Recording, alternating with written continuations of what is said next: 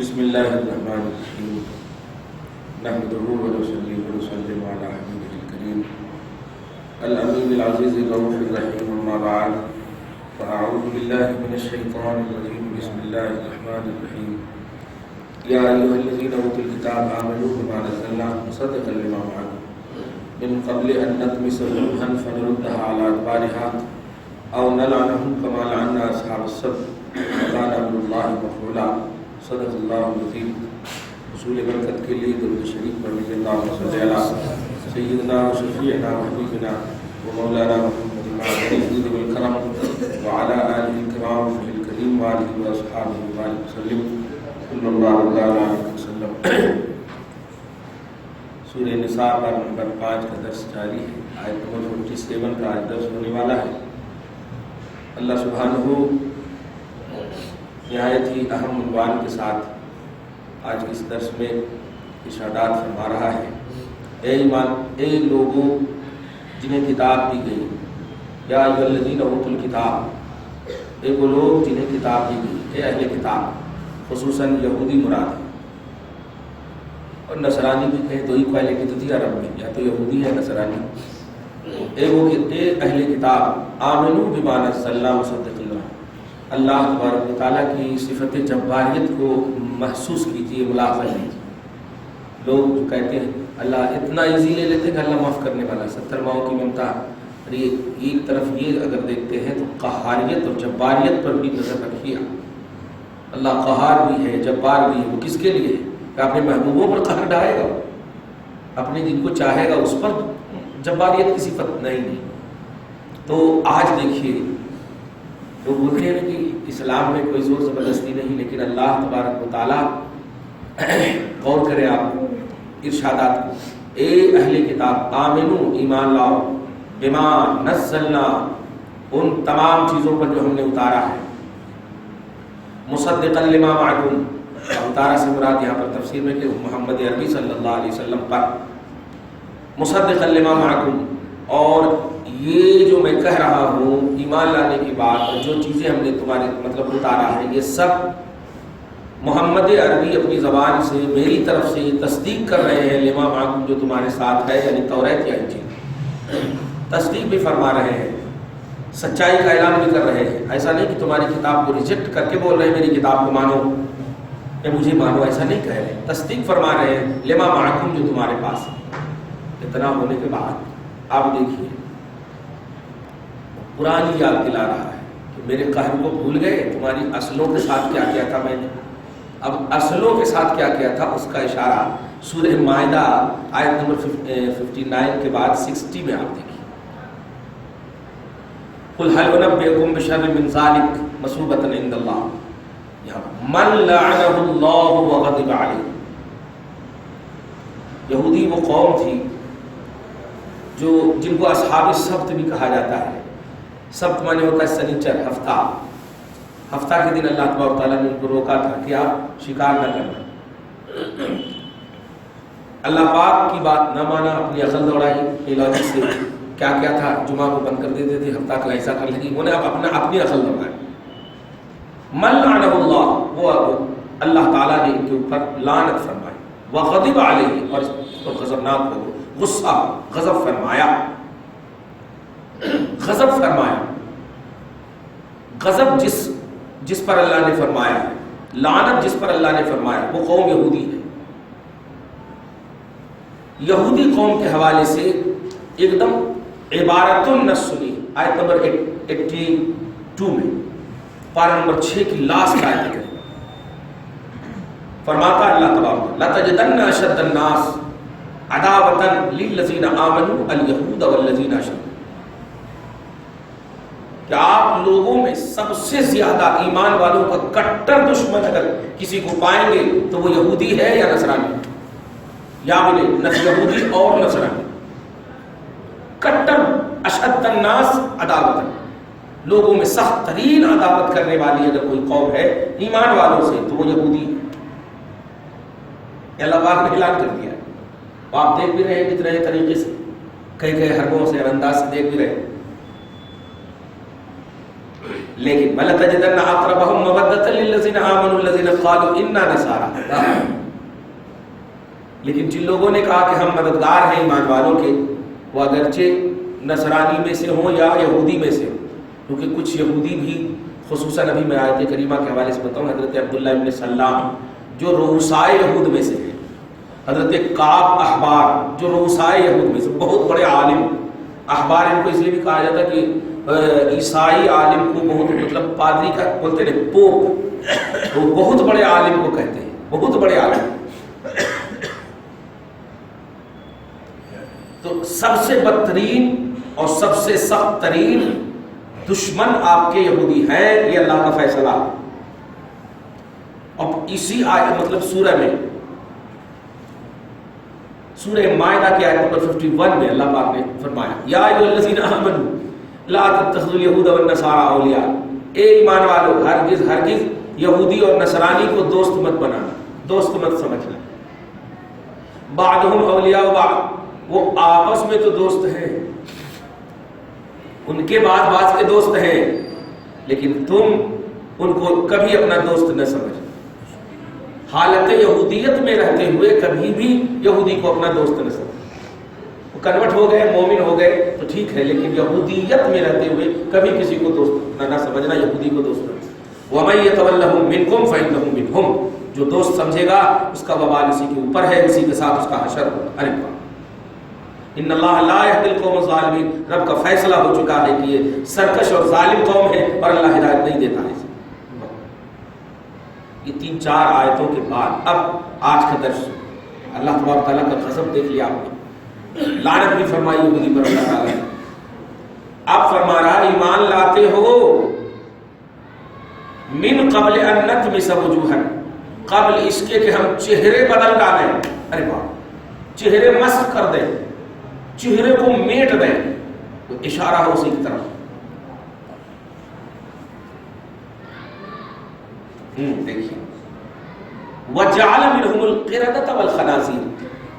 اللہ تعالیٰ نے لعنت بھی فرمائی اس قوم پر، غضب بھی فرمایا اس قوم پر، اور اس قوم میں سے جو سرکش تھی خاص طور سے اس کو بندر بنا دیا اور سور بنا دیا. ارے باپ، یہ مسخ نہیں ہے تو کیا ہے؟ بندر بنا دیا، سور بنا دیا، یعنی صرف شکلن بنایا ہے، عقلن ویسے ہی ہے، عقل وہی ہے.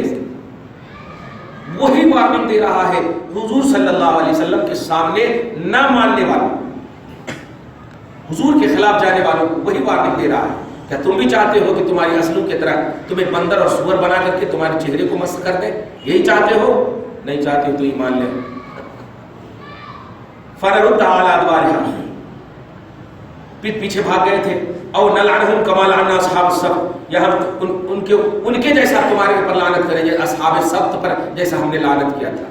وہی یہودی. وکان امر اللہ مفعولا، اللہ کا معاملہ ہو کر رہے گا، مفعولا ہو کر رہے گا.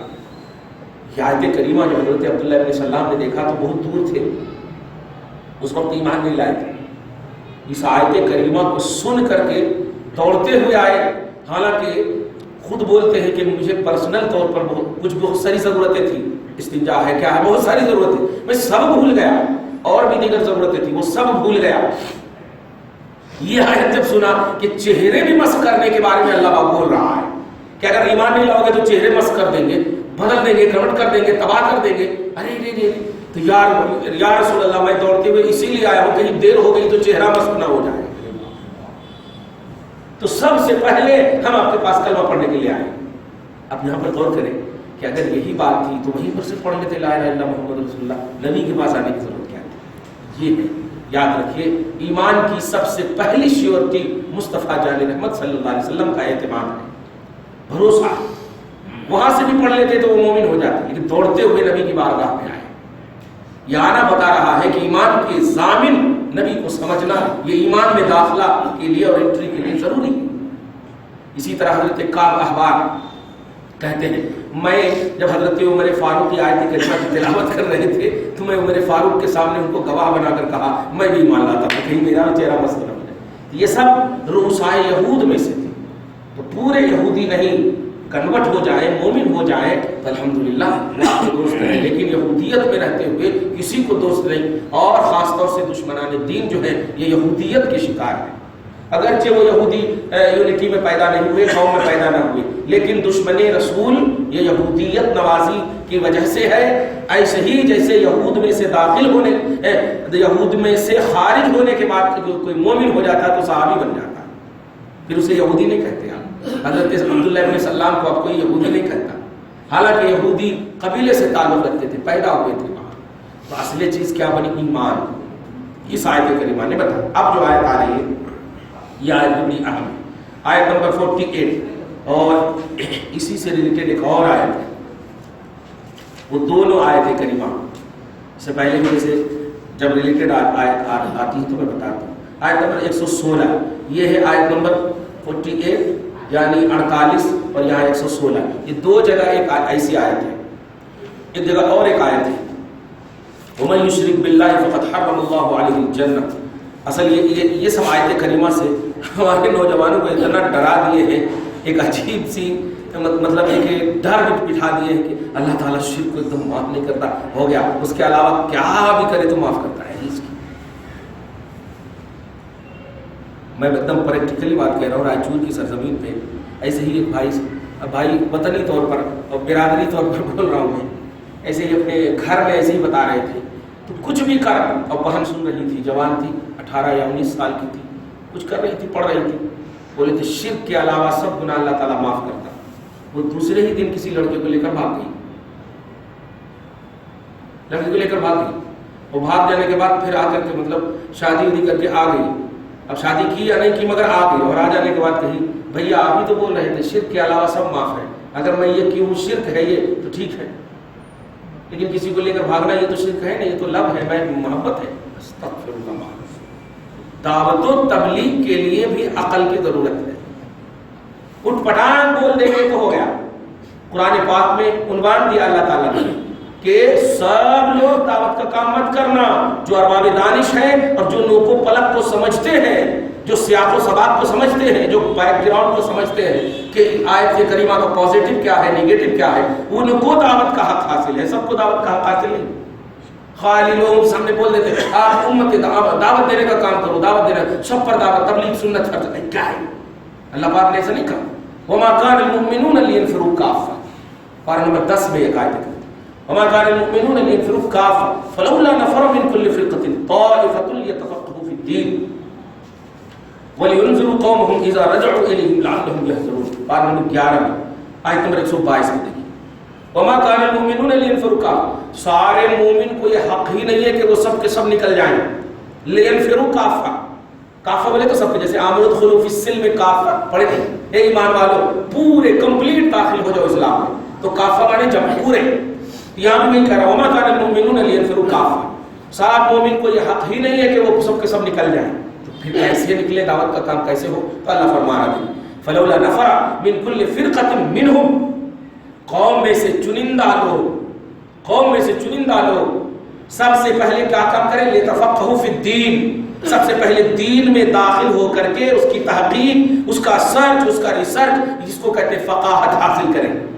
دین کی سمجھ حاصل کریں پہلے، اور وَلِيُنذِرُوا قَوْمَهُمْ إِذَا رَجَعُوا إِلَيْهِمْ، نیت میں یہ ہو کہ جب ہم دین سیکھ لیں گے تو اپنی قوم کو آ کر کے سکھائیں گے، یہ نیت، قوم کو جہنمی نہیں بنائیں گے تو بدعتی ہے تو مشرک ہے، عجیب بات ہے، سیکھنے کے بعد قوم کو سکھائیں گے، پازیٹیو انداز۔ اچھا قرآن پاک میں ایک اور عمدہ نقطہ دیکھیے، کنتم خیر امۃ میں بھی تھوڑا سی مس یوز ہو رہا ہے، اخرجت للناس تأمرون بالمعروف پہلے ہے اور تنہون عن المنکر بعد میں، یعنی پازیٹیو حکم پہلے ہے، پازیٹیو کا حکم پہلے ہے اور نگیٹو کا حکم بعد میں ہے۔ دیکھیے تو امر بالمعروف پہلے ہونا چاہیے، لیکن امت کا طبقہ کیا کہتا ہے؟ یہ نہیں کرنا، وہ نہیں کرنا، وہ نہیں کرنا، یہ امر بالمعروف کرنا کیا؟ قرآن نے یہ بتایا، تبلیغ کا جو کانسیپٹ ہے پہلے کیا کرنا یہ سکھا لیا، پہلے کیا نہیں کرنا یہ سکھانے کا حکم نہیں۔ کنتم خیر امۃ اخرجت للناس تأمرون بالمعروف وتنہون عن المنکر، پہلے بھلائی کا حکم دیجیے آپ، اور اس سے فارغ ہو گئے تب تنہون عن المنکر، کیا کیا نہیں کرنا ہے وہ بتانا ہے۔ یہ ہے تو یہ ہے قرآن کی مطلب دعوت و تبلیغ میں قرآن کا کنسپٹ. لیکن الٹا ہو گیا ہے. ہمارے بچے مطلب یہ کہ الحمدللہ والدالین تک بھی نہیں جانتے. اب بولتے ہیں کہ وہ نہیں پڑھنا وہ نہیں پڑھنا. ارے جو ذات ہے اس کے بارے میں تو بتائیں کیا ہم کو پڑھنا چاہیے. لیکن نہیں, ایسا معلوم ہوتا کہ کمپلیٹلی ان کو معلوم ہے اور ان میں سے چھانٹ رہے ہیں کہ یہ نہیں پڑھنا یہ نہیں پڑھنا. ایسا نہیں ہونا چاہیے. یہی مس یوز کی وجہ سے امت میں گمراہیت آ رہی ہے. سب کو یہ حق حاصل نہیں ہے. مصطفیٰ جان رحمت کے سامنے بتائیے مسائل صلاۃ ابو بکر کو معلوم تھے کہ نہیں تھے کہ نہیں. لیکن ایک چھوٹے سے چھوٹا مسئلہ بھی اگر کوئی لے کر کے آتے تھے تو ابو بکر کے پاس نہیں آتے تھے, اور اگر کبھی آ بھی جاتے تھے تو ہمت نہیں ہوتی تھی کہ نبی کے سامنے ہم بتائیے. کیوں؟ جب آپ سے عالم موجود ہو تو آپ اپنی عقل اور اپنی منطق کو نہ دوڑاؤ. یہ ہے طریقہ دعوت و تبلیغ کا. لیکن میں پنا اتنا آ گیا ہے یعنی مفتی کے سامنے بولتے ہیں یہ چھوٹے مسئلے یہ کہیں بلائے بات یہ تو میں بتا دوں گا. مسئلہ چھوٹے اور بڑے کی بات کا نہیں ہے, مسئلہ اسلام کا ہے, مسئلہ شریعت کا ہے. اس کے بیک گراؤنڈ کو سمجھنا. کبھی ایسا لگتا ہے کہ یہ جائز ہے, کبھی ایسا لگتا ہے کہ یہ ناجائز ہے, اور یہ دونوں پہلو نظر آتے ہیں. دیکھیے نا, شراب اسلام میں کسی حد تک بتایا تھا میں نے, کسی حد تک جائز تھا, حلال تھا. شراب مطلق طور پر شراب کی حرمت ثابت نہیں ہے, مطلق یعنی اول سے آخر شروع ہی سے شراب حرام ہے ایسا نہیں ہے. بلکہ کب حرام ہے وہی دیکھیے, جب نماز کی حالت میں پی کر کے امام صاحب قل یا ایھا الکافرون لا اعبدو کے بجائے اعبدو پڑھنا شروع کر دیا. لا کو بھول گئے, عقل پر مخموریت چھا گئی, عقل پر سکرانیت چھا گئی, بے ہوشی طاری ہو گئی, احساس نہ ہوا کہ ہم کیا پڑھ رہے ہیں کیا بول رہے ہیں. تب جا کر کے شراب کی حرمت ثابت. دیکھیں آپ سیکنڈ راؤنڈ ہے. اب آپ مطلق طور پر سب کو یہ بتائیں کہ شراب حرام ہے, شراب نہیں. آپ کو بتانا پڑے گا اسلام کی کوالٹی اس طرح ہے, اسلام کی کوانٹٹی اس طرح ہے, اسلام کے لوگوں پلک اس طرح ہے. اسلام پہلے پازیٹیو ہے, اسلام پھر نیگیٹو کا حکم دیتا ہے. پازیٹیو اور نیگیٹو یہ دونوں رہنا چاہیے. امر بالمعروف پہلے ہونا چاہیے, کیا کرنا یہ ہونا چاہیے. یہ اگر ہو گیا تو آٹومیٹک کیا نہیں کرنا وہ معلوم ہو جاتا. بھائی اللہ کو ماننا اس کا مطلب یہ ہے کہ لات و عزا کو نہیں ماننا, ہبل کو نہیں ماننا, کرشنا کو نہیں ماننا, رام کو نہیں ماننا. تو ماننا کس کو یہ نہیں بتاتے. ان کو نہیں ماننا, تو نہیں ماننے کی دنیا میں ہی مگر رہتے ہیں لوگ. ماننا کس کو سمجھ نہیں آتا. اسی لیے توحید کی جو ریئلٹی ہے کسی بھی شخص کو خاص طور سے اس طرح کی جو حرکت کرتے ہیں نہیں معلوم. توحید کی جو ریئلٹی ہے, جو تحقیقی ریئلٹی ہے نہیں معلوم. جب پوچھے توحید کی کتنی قسمیں, توحید فی الاسماء, توحید فی الصفات, توحید فی الافعال, توحید فی الالوہیت, توحید فی الذات. ارے بات دیکھیے, اب یہ ایک اللہ اور ایک اللہ میں اتنی قسمیں نکل رہی ہیں. دیکھیے اللہ قہار میں وحدت کیسے پائی جا رہی ہے, جبار میں وحدت کیسے پائی جا رہی ہے, 99 نام ہے ان تمام میں ایک اللہ کیسے.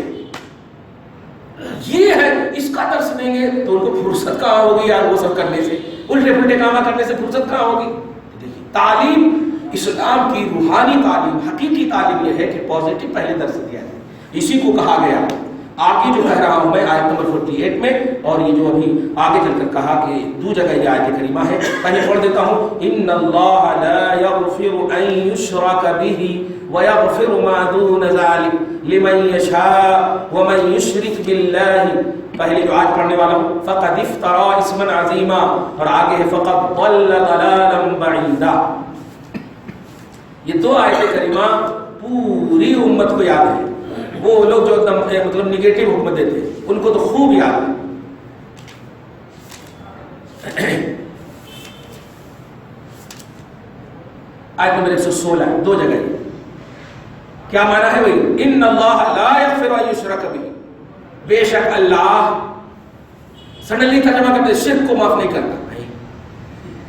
یہاں پر اگر یہ ہوتا ان اللہ لا یغفر الشرک تو بہت اچھی بات تھی, یہ ترجمہ صحیح ہے.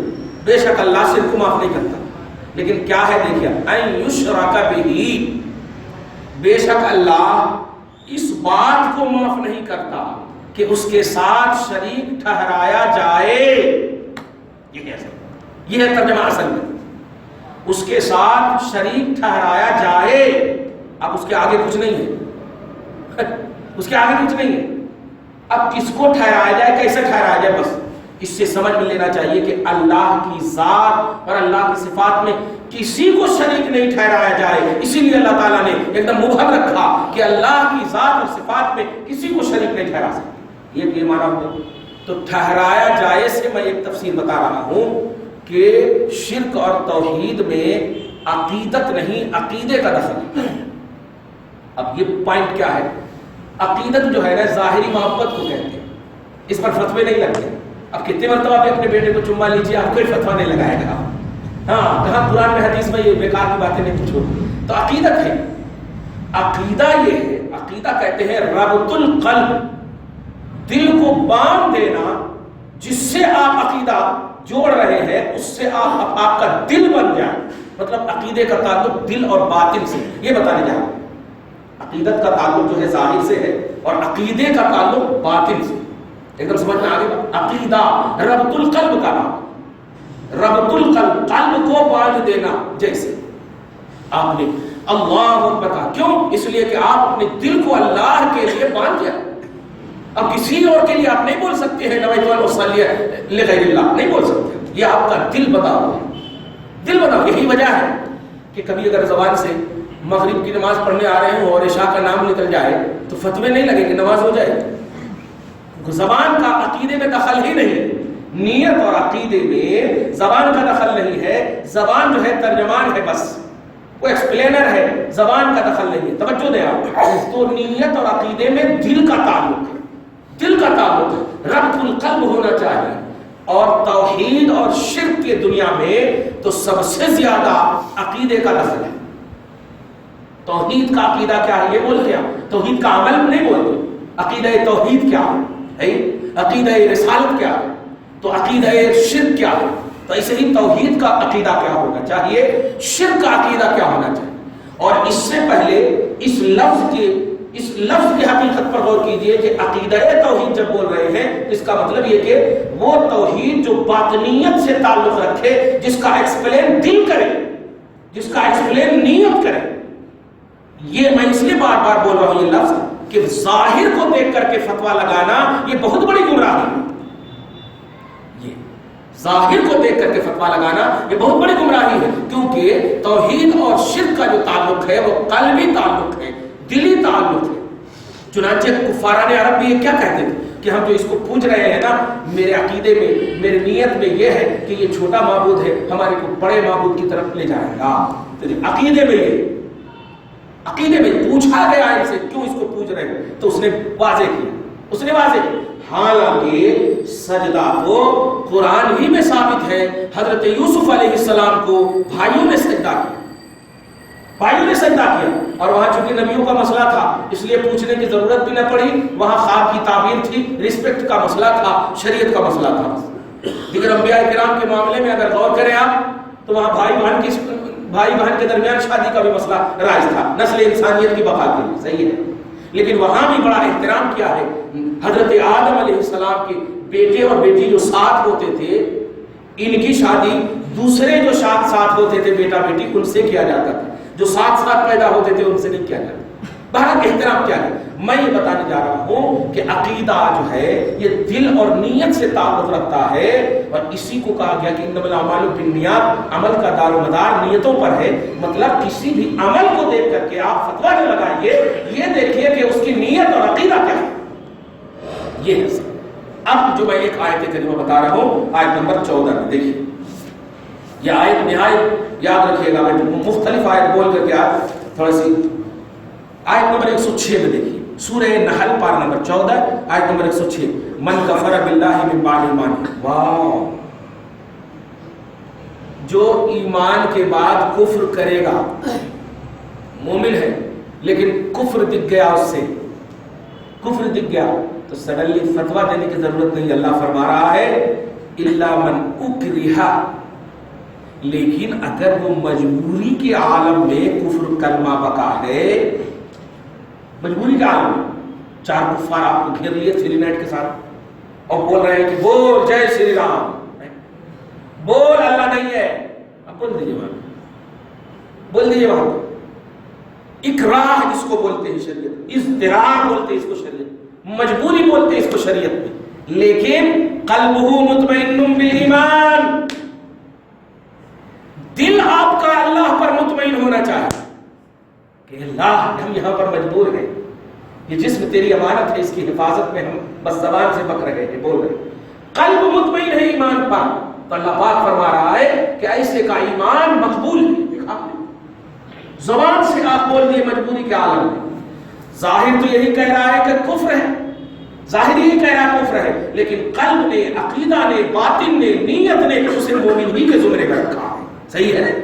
تو یہ ہوتا ہے ایمان اور شرک اور کفر اور ایمان کا یہ مسئلہ ہوتا ہے۔ امت سڈنلی کسی کو بھی مشرک بنا دے رہی ہے، امت سڈنلی کسی پر بھی شرک کا فتویٰ تھوپ دے رہی ہے، سڈنلی کسی کو بھی بدعت کہہ دے رہی ہے۔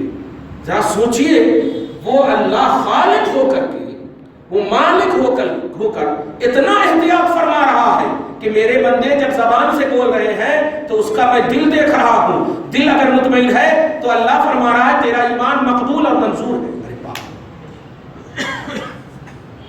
تو مجبوری کے عالم میں بولا، ایسے ہی کسی بھی عمل کو دیکھ کر کے ایک دم فوراً فتویٰ لگانا یہ بہت بڑی گمراہی ہے، بہت بڑی گمراہی ہے۔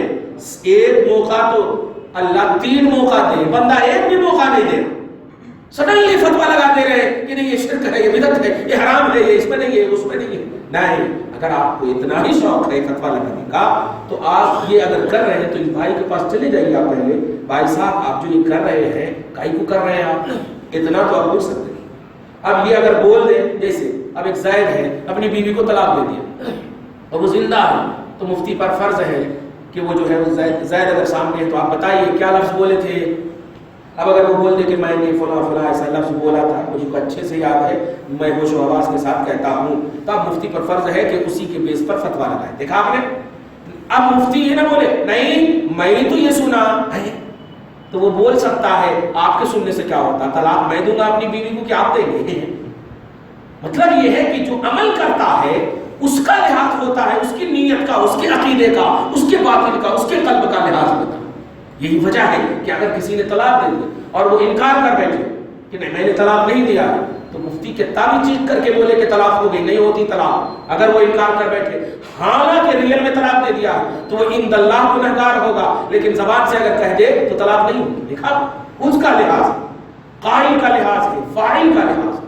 میں بس صرف یہ بتانے جا رہا ہوں کہ آپ امت کا ایک گروہ یہ ہے، درگاہ پر بس سر کو جھکا دیا کسی نے، اتنے ہی دور سے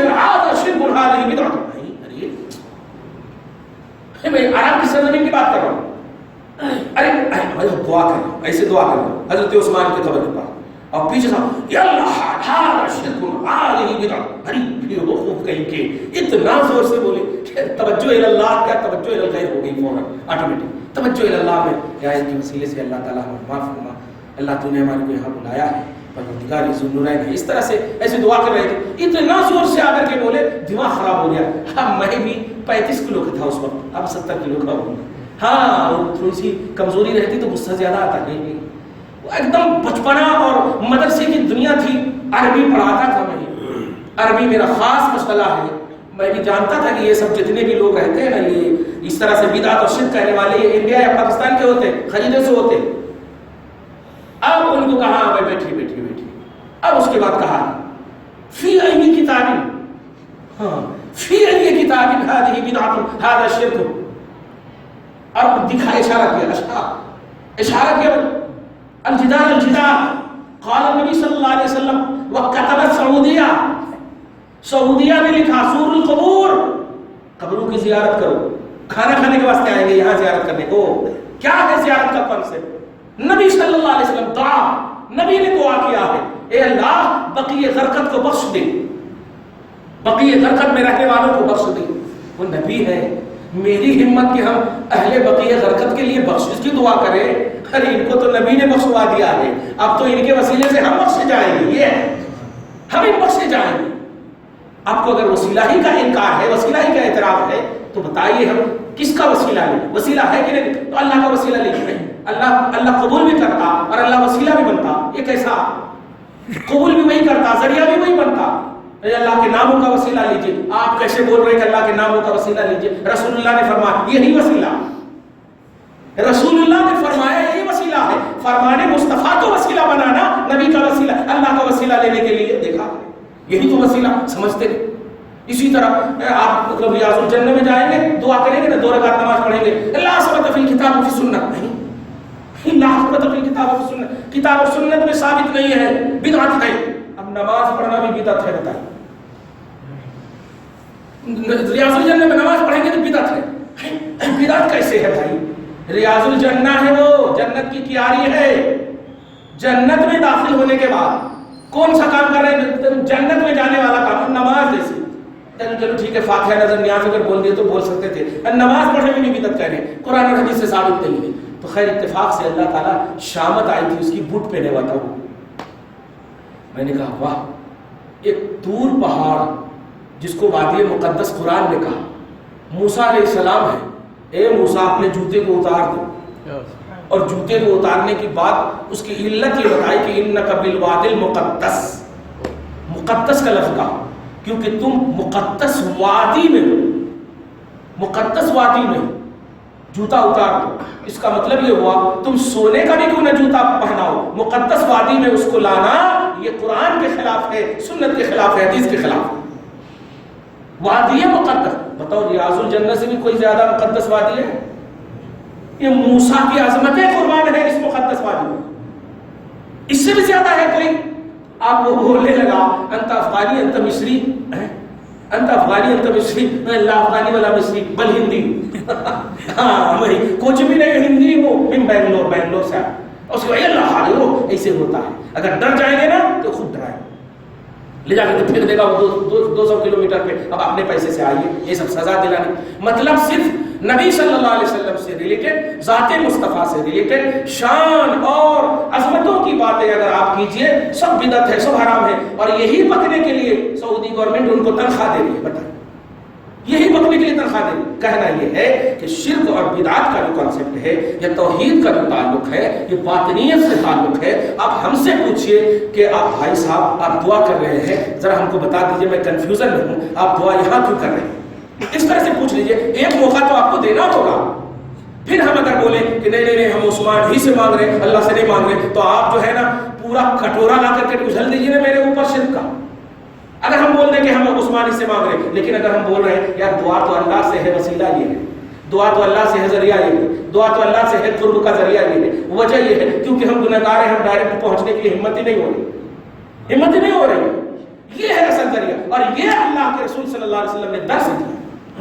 اب سوچیں نا، سید الانبیاء ہے، جب کسی کو دفنا دینے کے بعد، اب نبی کی دعا تو کافی ہے نا، نبی کی دعا کافی ہے، لیکن نبی صلی اللہ علیہ وسلم صحابہ کو بلاتے ہیں، صحابی ادھر آؤ، اور کہتے ہیں اپنے بھائی کے لیے مل کر سب دعا کرتے ہیں۔ استغفروا لاخیکم، یہ ابن کثیر کا جملہ ہے، استغفروا لاخیکم، اپنے بھائی کے لیے مغفرت طلب کرو۔ اور صحابہ آبجیکشن بھی نہیں کر رہے، یار سننا آپ تو اعلیٰ ہیں، ارے آپ خالی ہونٹ ہلا دیے تو اللہ اسے قبول کر لیتا، نہیں، یہاں بات یہ نہیں ہے، یہاں بات یہ کہ اللہ تعالیٰ کے محبوب بندے اللہ کی بارگاہ میں مقبول اور محبوب ہے، اس کا ذریعہ مقبول ہے، تو اللہ کے ہر محبوب بندوں کا ذریعہ اور واسطہ مقبول ہے۔ ہم عثمان کے پاس ہے اللہ کے محبوب بندے، عمر کے پاس ہے اللہ کے محبوب بندے، نبی کے پاس اللہ کے محبوب بندے، اور سب سے بڑا معجزہ نبی کا تو یہ دیکھیے، خدا کی قدرت یہ دیکھیے کہ اللہ کے رسول کو صرف روضہ نبی میں نہیں رکھا ہے، ابو بکر کو بھی رکھا ہے، عمر کو بھی رکھا ہے، اور بعد میں عثمان، حضرت عیسیٰ بھی آنے والے ہیں۔ یعنی اب یہ نہیں کہہ سکتے کہ صرف نبی کے بارگاہ میں جا کر فاتحہ پڑھنا یا سلام پڑھنا جائز ہے، وہاں نبی کے علاوہ امتی بھی ہیں اور دو امتی ہیں، وہاں مجبوراً پڑھیں گے آپ، ارے وہاں تو بنا دیا گیا ہے کہ پہلے سوراخ کے بعد جو سیکنڈ سوراخ ہے وہ نبی کا سوراخ ہے، اس کے بعد ابو بکر کا سوراخ ہے، اس کے بعد عمر کا سوراخ ہے، یہ تو طریقہ بتا دیا گیا، اور جا کر کے کہو الصلاۃ والسلام علیک یا رسول اللہ، الصلاۃ والسلام علیک یا ابو بکر صدیق، الصلاۃ والسلام علیک یا عمر بن خطاب۔ دیکھا آپ نے، کہنا یہ ہے کہ ان کے عمل، ان کے قول میں تضاد پریکٹیکلی طور پر نظر آتا ہے۔ آج جو یہ آیت کریمہ آیت نمبر 48 اور آیت نمبر 116 اسی دو ایک آیت پارہ نمبر 5 ہی میں کہ بے شک اللہ شرک کو معاف نہیں کرتا، بے شک معاف نہیں کرتا، لیکن شرک کا تعلق قلب سے ہے، دل سے ہے۔ یہی وجہ ہے کہ حضرت اسامہ ایک صحابی رسول ہے، ایک شخص کو قتل کر کے آ گئے، اور قتل کرنے کے بعد جب آئے تو بڑی اچھی حدیث دیکھیے، ریلیٹڈ ہے. قتل کر کے آئے، یا رسول اللہ ایک مشرک کو میں قتل کر کے آیا. تو آقا علیہ الصلوۃ والسلام نے عربی کا جملہ یاد آیا مجھے، حلا شققت قلبہ، حلا شققت قلبہ، تم نے قتل کر دیا، کیا اس کا دل پھاڑ کر دیکھا تھا؟ دل پھاڑ کر دیکھا تھا؟ یہ صحابی رسول حضرت اسامہ کو بول رہے ہیں نبی صلی اللہ علیہ وسلم، جس سے صاف مطلب ہوا کہ سڈنلی کسی پر فتویٰ لگا کر کے حکم صادر نہ کرنا، ایک موقع ملنا چاہیے، بولنے کا موقع ملنا چاہیے، کلیئر کرنے کا موقع ملنا چاہیے. اس لیے آج جو امت کا طبقہ آپ پر یا کسی پر بھی فتوے لگائے، ان کو بھی یہ ذہن دیجیے یہ طریقہ نہیں ہے. امر بالمعروف پہلے طریقہ ہے، نہیں عن المنکر بعد میں طریقہ ہے. توحید اور رسالت کا مسئلہ عقیدے سے تعلق رکھتا ہے، شرک کا بھی تعلق عقیدے سے تعلق رکھتا ہے، اور عقیدہ کا تعلق نیت سے، اور نیت کا تعلق باطن سے ہے. اور باطن پر آپ ظاہر فتویٰ کیسے لگائیں؟ آپ ظاہر کا ولی اللہ فتویٰ نہیں لگا سکتے، بڑے بڑے علماء نہیں لگا سکتے فتویٰ، تو آپ کیسے لگائیں گے فتویٰ؟ لہٰذا کبھی بھی شرک بدعت کا مسئلہ آئے تو ایک موقع کرنے والے کو ضرور ملے گا. اگر وہ مکمل کر دے کہ نہیں واقعی ہم غیر اللہ کو پوج رہے تھے، واقعی ہم غیر اللہ کی عبادت کی نیت سے عبادت کر رہے تھے، بالکل مشرک ہیں. اور اگر کہہ رہے تھے نہیں یہ رسپیکٹ ہے، یہ تعظیم ہے، تب بھی فتویٰ لگے گا. بھائی صاحب اس سے بھی بچیے، شریعت محمدی اس سے بھی بچنے بولتی ہے، لیکن مشرک کا فتویٰ نہیں لگے، شرک کا فتویٰ نہیں لگے. شرک کے لیے ضروری ہے کہ سب کو ریجیکٹ کیا جائے. دیکھیں سب کو ریجیکٹ کریں، اللہ کو ریجیکٹ کیا جائے یا اللہ کے جیسا کسی اور کو مانا جائے مستقل اللہ ہی کی طرح سے، کہ بھائی ہم اللہ کو بھی مانگیں گے تو وہی ملے گا، ان کو بھی مانگ رہے تو وہی ملے گا، سیم ٹو سیم. ایسا اگر یہ ہے تب جا کر کے شرک. لیکن اگر ان کو وسیلہ، ان کو وسائل، ان کو ذرائع، ان کو قرب مولا کی مطلب یہ کہ مولا کی بارگاہ میں وجاہت کا حامل سمجھتے ہوئے عبادت تو اللہ کی ہو رہی ہے، تعظیم صرف ان کی ہو رہی ہے، رسپیکٹ ان کو دیا جا رہا ہے، مقبول ہے اس لیے دیا جا رہا ہے، اور کوئی وجہ نہیں، کوئی رشتہ نہیں آپ کا ہمارا، کسی کوئی رشتہ نہیں ہے. آپ اپنے پیر سے کیا رشتہ رکھتے ہیں؟ وہ رسپیکٹڈ ہے. آپ اپنے نبی سے کیا رشتہ رکھتے ہیں؟ ابو بکر سے کیا رشتہ رکھتے ہیں؟ خواجہ غریب وغیرہ سے کیا رشتہ رکھتے ہیں؟ وہ تو آل رسول سادات ہیں، آپ پٹھان اور شیخ ہیں، رشتہ کیا رکھتے ہیں؟ لیکن رشتہ صرف یہ ہے کہ وہ مقبول ہے، وہ محبوب ہے. اور جب مقبول اور محبوب اللہ کی بارگاہ میں ہے تو ہمیں بھی مقبول ہونے کے لیے انہی کے پاس جانا پڑے گا، انہی کو فالو کرنا پڑے گا. ہمیں مقبول ہونے کے لیے الگ سے ہم کہاں جائیں، ہمارے پاس کوئی بیس نہیں. ان اللہ لا یغفر ان یشرک بہ، بے شک اللہ اس بات کو معاف نہیں کرے گا کہ اس کے ساتھ شرک کیا جائے. وَيَغْفِرُ مَا دُونَ ذَلِكَ، اور اس کے ماں سوا گناہوں کو معاف کر دے گا. لِمَن يَشَاءُ، جسے وہ چاہے گا. وَمَن يُشْرِكْ بِاللَّهِ، جو اللہ کے ساتھ شرک کرے گا. فَقَدِ افْتَرَىٰ إِثْمًا عَظِيمًا، تو وہ بہت بڑا گناہ کرے گا، بہت بڑا گناہ کا ارتکاب کرے گا. دعا ہے پروردگار عالم توحید اور رسالت کی ریئلٹی کو سمجھنے کی ہم سب کو کامل توفیق نصیب فرمائے. شرک کی حقیقت سے آشنائی کے ساتھ توحید کی دنیا میں توحید پرستی کا حامل بنائے. یا اللہ عبادت حقیقی کرنے کی کامل توفیق نصیب فرما. تعظیم رسالت، تعظیم محبوبان الہ کا حامل بنا دے مولا. یا اللہ ہم سب کی نیک و جائز تمناؤں کو پوری فرما. ہم سب کے گھر بار اولاد کو بخش دے مولا. جو بڑے ہیں، جو زندہ ہیں، انہیں صحت کاملہ عاجلہ نصیب فرما. جو انتقال کر چکے ہیں مولا ان کی بخشش فرما، انہیں خریق رحمت فرما، ان کی قبر کو منور فرما. وصلی اللہ تعالی علی خیر خلق محمد وآلہ وصحبہ اجمعین برحمتک یا ارحم الراحمین.